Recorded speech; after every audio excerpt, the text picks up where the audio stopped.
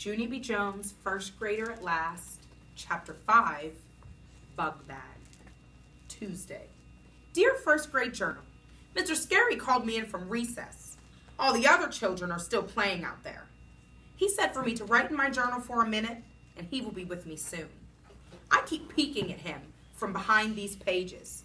He is printing sentences on the board. It is extra work for me, I think.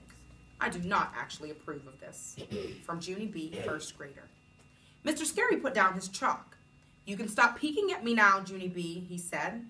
I looked at him real surprised, because that guy has eyes in the back of his hair, apparently. He turned around and smiled. Do you see these 3 sentences that I just wrote up here, he asked.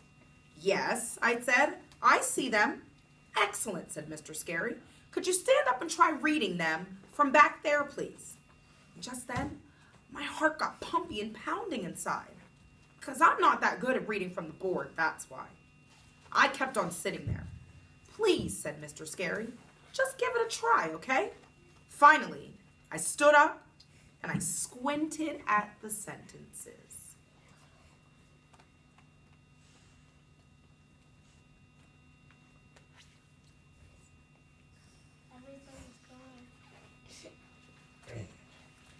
I read real slow.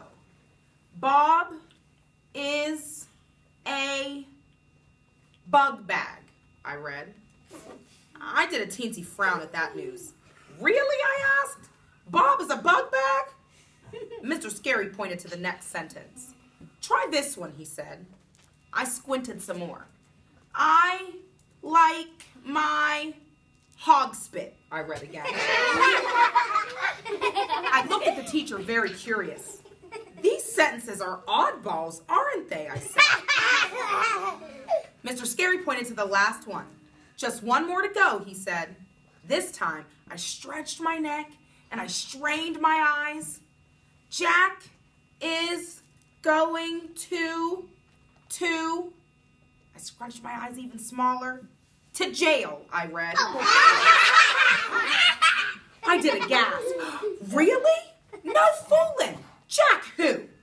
Mr. Scary came back to my seat. He took my hand and walked me closer to the board. Could you try reading them again from here, Junie B.? I made my voice real whiny. But I don't want to read them again, Mr. Scary, I told him. I already know what they say. Just one more time, he said. And so finally, I did a big breath and I read the sentences all in a row. Bob is a big boy. I like my dog Spot. Jack is going to Jill's. I covered my mouth, very surprised. Hey, what do you know? He's going to Jill's, Mr. Scary. Whew, that's a relief, right? Mr. Scary laughed. Right, he said. After that, I headed for the door. Okie doke. Well, I guess I'll be getting back to recess now, I said. See ya. I waited for him to answer. He did not say see ya. I turned around. See ya? I said a little bit softer, but Mr. Scary just shook his head no. 'Cause too bad for me, he had other plans. Mr. Scary took my hand.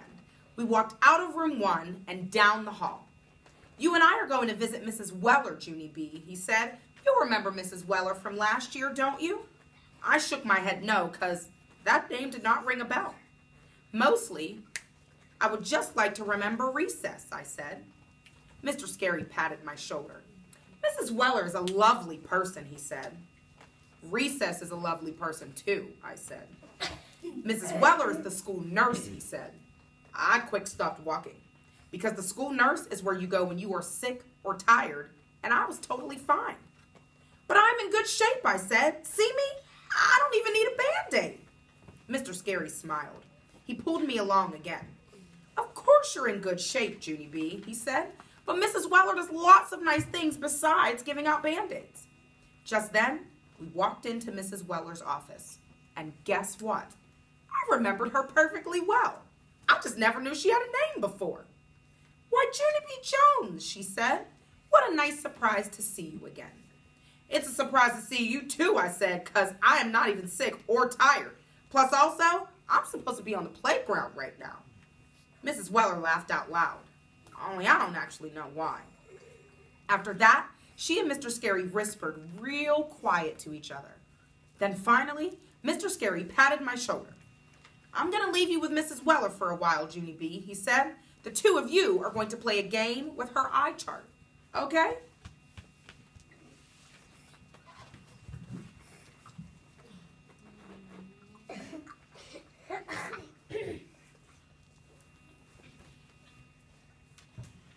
All of a sudden, my stomach felt kind of jumpy, because playing a game with the nurse did not sound fun. "No," I said inside my head, "not okay." Mr. Scary waved. "See ya," he said. I watched him go. I did not say see you back. Chapter 6, The E-Game. I sat in a chair next to Mrs. Weller's desk. She asked me lots of questions.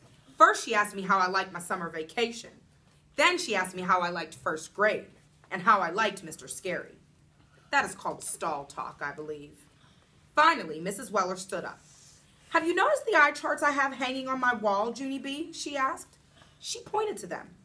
"Eye charts are posters that help us test our eyesight," she explained. "I have 2 different kinds, see?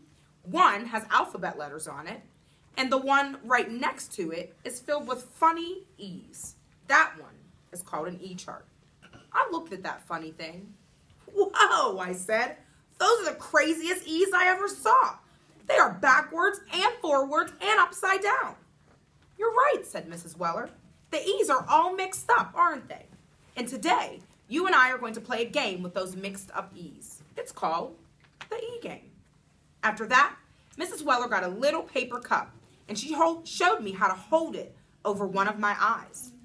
"We're going to be testing each of your eyes separately," she said. "While one eye is hiding under the cup, the other eye will play the game, okay?" I shrugged my shoulders because what choice did I have? Mrs. Weller showed me where to stand to play the game.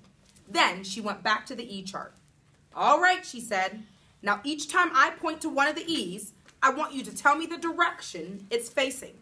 Are you ready, Junie B?" I shrugged again. Then I hid one eye behind the cup, and Mrs. Weller pointed at the first E. I pointed my finger up. "That one's facing up at the ceiling," I told her. "Good," she said. "Excellent." I felt a little better inside. Mrs. Weller pointed to the next E.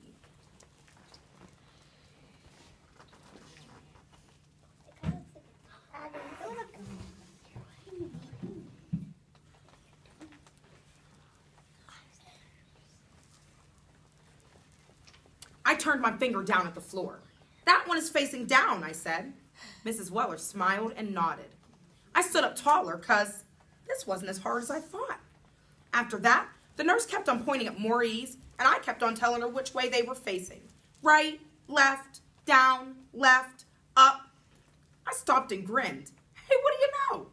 I'm a breeze at this game, right? Right, Mrs. Weller? Right, I said. Mrs. Weller winked at me.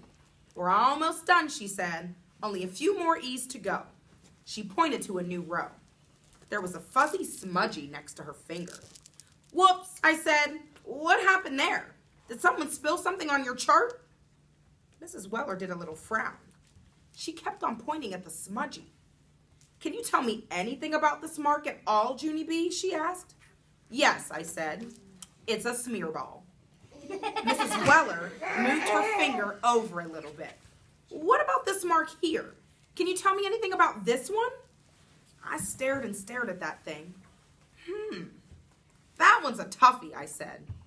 Finally, Mrs. Weller came over to me. That's fine, she said. You did just fine, Junie B. After that, we played the same game with my other eye. And guess what? I saw 3 more smudgies and a smeary. After I was done, I sat down in the chair again. Mrs. Weller said, I need glasses. I do not like Mrs. Weller. Chapter 7 is called Good Guessing. But you have to wait until tomorrow to find out what happened. One page.